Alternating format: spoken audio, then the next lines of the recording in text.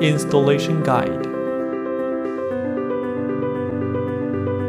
Important: please make sure the power is turned off before touching the wires. Please turn to a professional electrician if you are unfamiliar or uncomfortable with the electrical work. Turn off the power. Remove the old switch. Wi-Fi enabled smart light switch.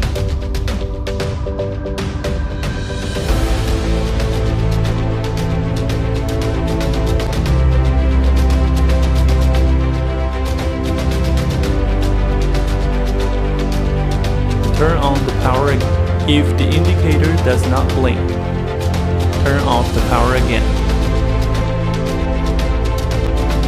Swap the load line with the lifeline. Turn on the power again. Install successfully.